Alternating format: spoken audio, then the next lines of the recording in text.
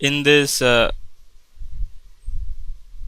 lecture, I will cover in detail about the drawing of equivalent circuit of a transformer, considering the losses in transformer. So the losses in transformer can be of two kinds. One kind is the core losses, or which happen due to the eddy current or magnetic losses, and the other losses could be mainly due to the I square R losses or the copper losses. So these are the two main kind of losses which we will consider in this case while we are designing. So if you consider a transformer, a single phase transformer, which is a core type transformer which is having two windings.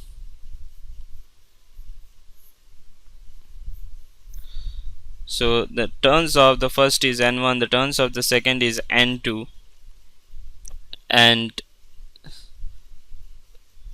the supply voltage V1 is equal to Vm sine omega t, and this V2 is equal to Vm sine omega t. What is the voltage which you are getting?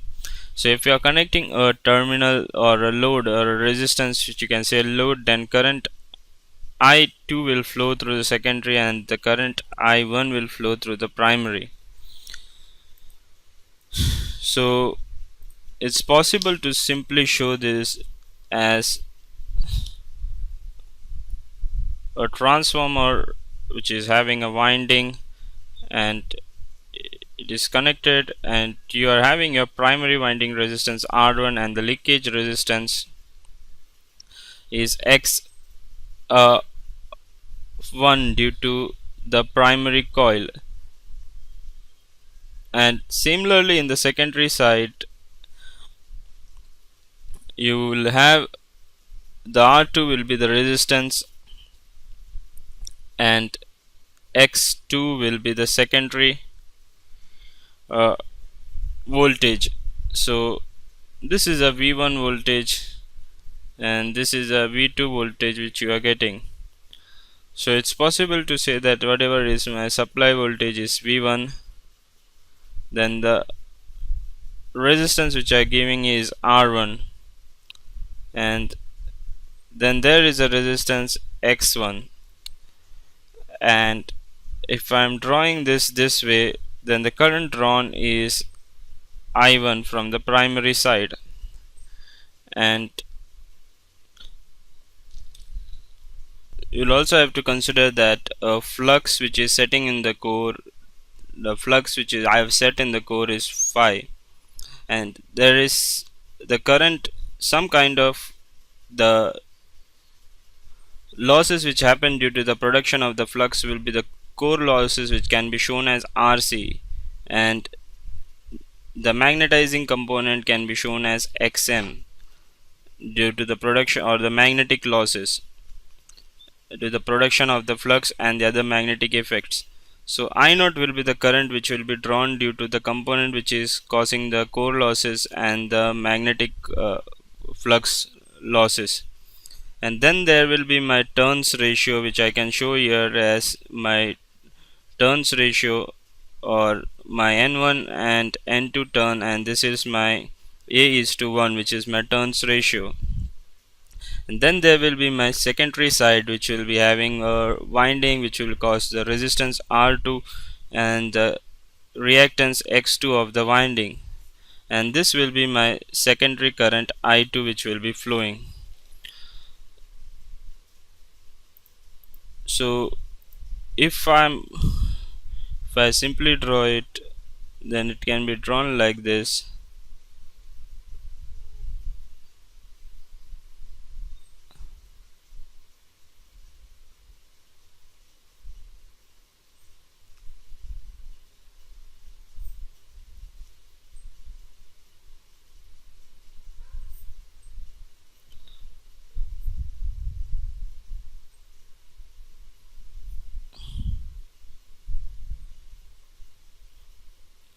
So this is what finally I should get. This is my V1 supply voltage, this is a voltage at the V2 end, and this is my transformation ratio A is to 1. This is N1 turn, N2 turn, this is R1, this is X1, this is RC, this is XC, and this is R2, this is X2, and this is my current I2, and this is my current I1.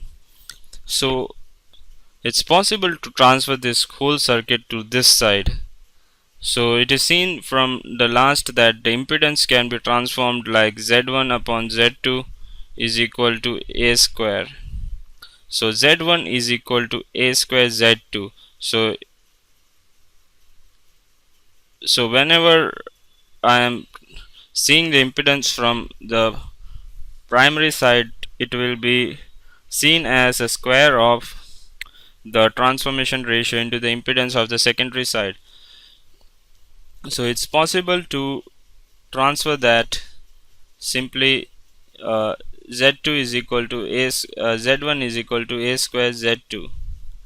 So based on that, it's possible to transfer the resistance and the impedance in the direct square. So again, the voltage available at this side will be E1, which is a voltage induced, and the voltage available at this end will be the voltage E2, which is a voltage induced.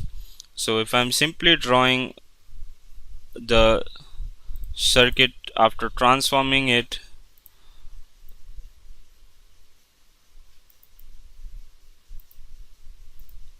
so it should look like something like this.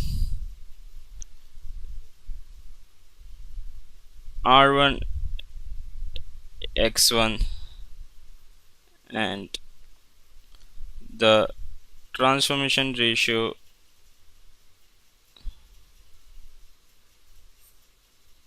as it is, and once you're transforming it, your resistance will be transformed in direct, or the impedance from the secondary side will be transformed in the square of the transformation ratio. So this will be A square Z or A square R1, and this will be A square uh, X2, and this is my current I1, and this is my current I0, and this is my current I2 dash, which I can say, which has been transferred to the primary side. So I1 by I2 is equal to 1 upon A.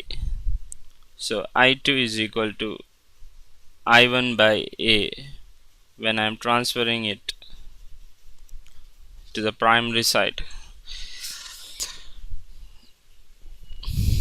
So this was my V1, and this is my A V1, that is equal to V2.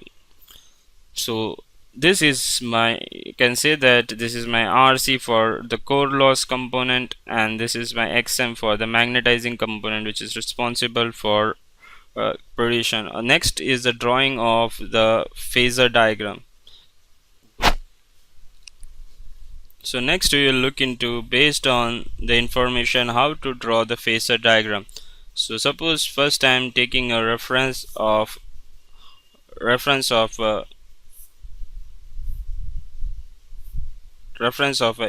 xy coordinate. This is my x-axis and this is my y-axis. So I am having two components here. One is my core current component, that will be IC, and one will be my magnetizing component IM.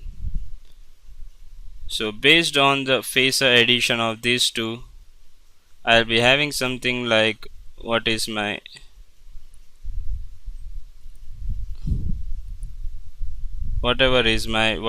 as my I naught, and my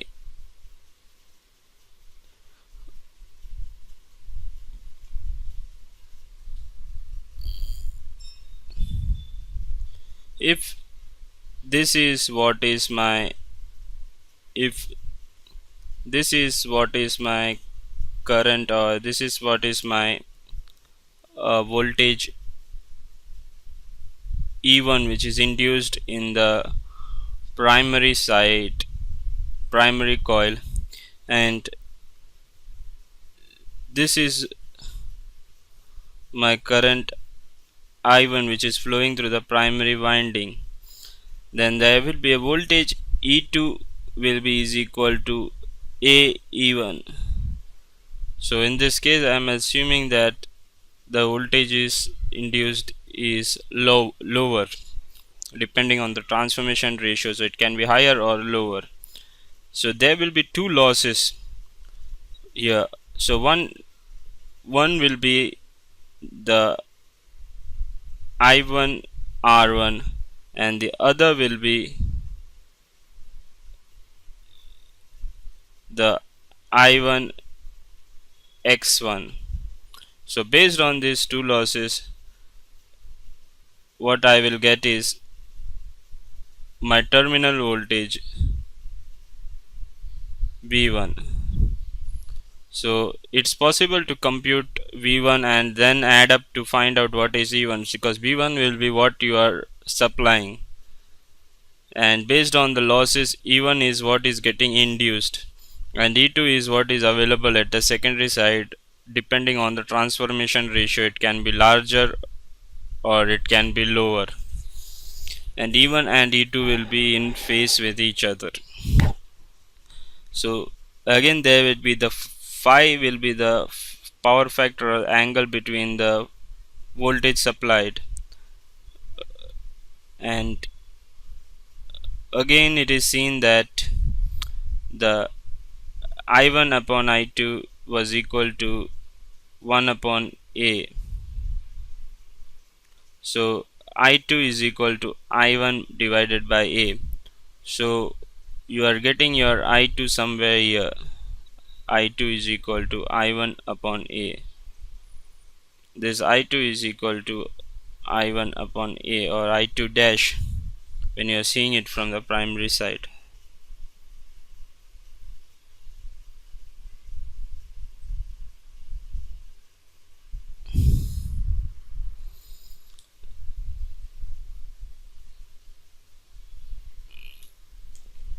This will not be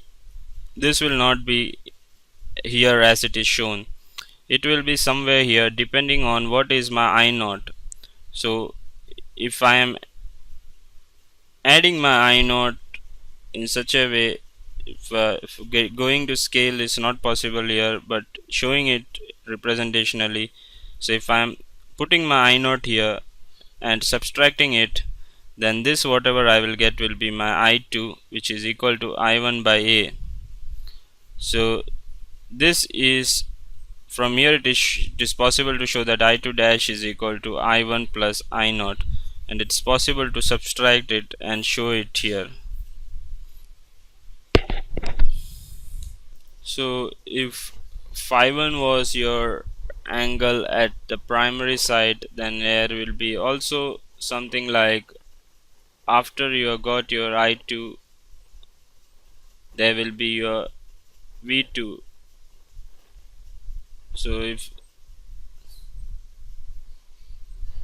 this is my V2, then the V2 will be having two components. So considering this case, so the terminal voltage is V2 is this, and there will be two components. One will be in phase with the x-axis and the other will be so in perpendicular. So this will add up to what is my E2. So this component is known as this component will give my I2 A R2, and this component will give my I2 A X2, and whatever is shown here, it's very much possible that this is not up to scale, and this value of the I2 will be very much, could be lower than the voltage. So in phasor it's possible to show your I2 here, and this is what you are getting according to what is your I naught, and you're subtracting that. So this could be a general. So this diagram is not uh, up to scale, and this has been drawn only for representation purpose, based on the equivalent circuit.